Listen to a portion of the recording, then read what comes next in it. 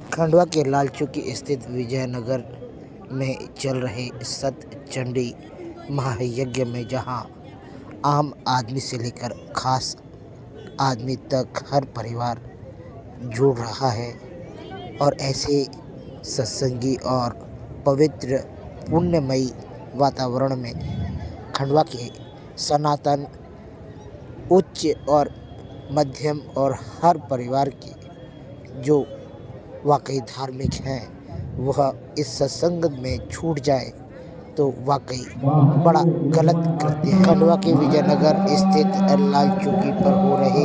इस महायज्ञ के प्रबंधक नर्मदानंद महाराज का कहना है कि खंडवा के ग्रामीण क्षेत्र हो या शहरी क्षेत्र हो, हर सनातन परिवार को इस धार्मिक और पुण्यमयी महायज्ञ में अवश्य आना चाहिए, आहूत करना चाहिए, परिक्रमा लगाना चाहिए, क्योंकि ऐसे यज्ञ और महायज्ञ बहुत कम अवसर पर होते हैं। वर्तमान सतचंडी महायज्ञ को यदि कुंभ की उपमा दें तो अतिशयोक्ति नहीं होगी, क्योंकि वर्तमान में जहां सर्वश्रेष्ठ ब्राह्मणों का आह्वान है तो वहीं पर बड़ी वैदिक रीति रिवाजों से तैयार मंडप और हवन कुंड है। वर्तमान खंडवा की पवित्र धरा पर यह पवित्र आयोजन जहां शहर के आम नागरिकों को आमंत्रित करता है, वहीं यह अवसर देता है कि हमारे पूर्व कर्मों को जहां हम धो सकें और भविष्य को हम संवार सकें। अमरकंटक के संत नर्मदानंद जी के मार्गदर्शन दिशा निर्देश से तैयार इस मंडप की जहां विधि विधान के साथ में तैयारी की गई है, वहीं पर नित्य इस मंडप की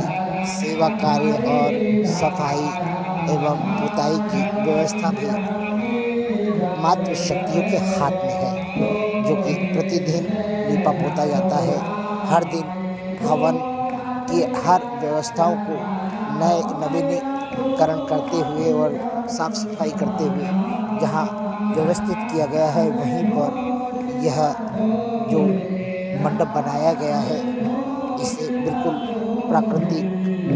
रूप से बनाया गया है और पूरी व्यवस्थित रूप से तैयार इस मंडप में जहां बड़े ही आसानी से लोग आकर अपने सपरिवार जोड़ा बनाकर बैठकर आसानी से आहुति दे रहे हैं और साथ में वहीं पर इस मंडप की शोभा भी बड़ी निराली है कि यहाँ पर ब्राह्मणों की व्यवस्थाएं बैठने की अलग है,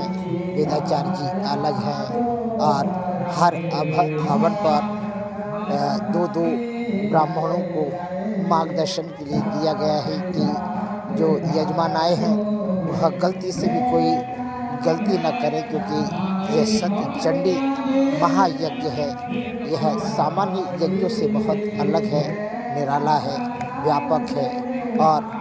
विभिन्न बहुआयामी रूप धारण करने वाला यह यज्ञ, जिसमें बड़े सौभाग्यशाली हैं जो कि आहूत करते हैं, वह भी सौभाग्यशाली हैं, जो परिक्रमा लगाते हैं वह भी सौभाग्यशाली हैं, जो मात्र दर्शन कर लेते हैं। ऐसे महायज्ञों का हमारे खंडवा की सरजमी पर, पवित्र भूमि पर, दादाजी की नगरी में होना एक गौरव की बात है। इस गौरव में आप लोग भी जल्द से जल्द शामिल हों। 26 तारीख अंतिम चरण में इस पूरे हवन का कार्यक्रम है और खंडवा के ग्रामीण क्षेत्र और शहरी क्षेत्र के सभी सनातन बंधुओं से निवेदन है कि आप भी आएँ और इस पवित्र धाम पर दर्शन करें और आने वाले भविष्य में तैयार रहें कि ऐसे कोई भी पवित्र कार्य हो तो हमारी मातृशक्तियाँ, हमारे परिवार इन यज्ञों में पूर्ण समर्पित होकर हमारे आश्रम के और वेदाचार्यों के मार्गदर्शन में जीवन को और सरल, व्यवस्थित और गौरवशाली बना सके। लाल चौकी पर हो रहे इस महायज्ञ की एक विशेषता भी है कि यह तीन विधाओं को एक साथ यहाँ दिखाई दे रही है। पहला तो यहाँ पर महायज्ञ है जो अपनी महापूर्ति और इच्छाओं को पूर्ण करने के लिए आम और ख़ास नागरिक यहाँ पर अपनी उपस्थिति दर्ज करा रहा है। वहीं पर यहाँ कथा का श्रवण भी होता है। लगभग 18 से 20 वाचकों द्वारा, प्रवचनकर्ताओं द्वारा ज्ञान की वह मीठी और सुबोध और नैतिक शिक्षाएं प्रदान की गई। वहीं पर तीसरे कंठ में यहाँ पर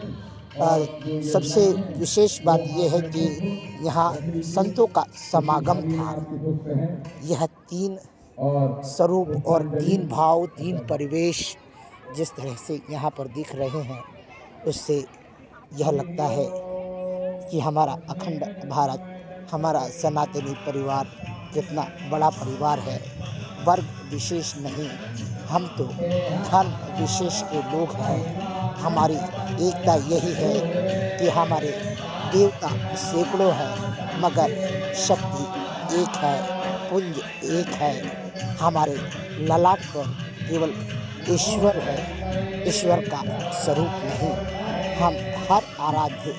शक्ति चंडी महायज्ञ के माध्यम से हमें महसूस होता है कि हमारे आसपास जो शक्तियाँ बिखरी हुई हैं वह अलौकिक शक्तियाँ, मातृ शक्तियाँ हैं। उनको ध्यान केंद्रित करते हुए हवन के माध्यम से, यज्ञ के माध्यम से हम जहाँ अपने सनातनी ताकतों को और विराट रूप दे सकते हैं, वहीं पर हम हमारा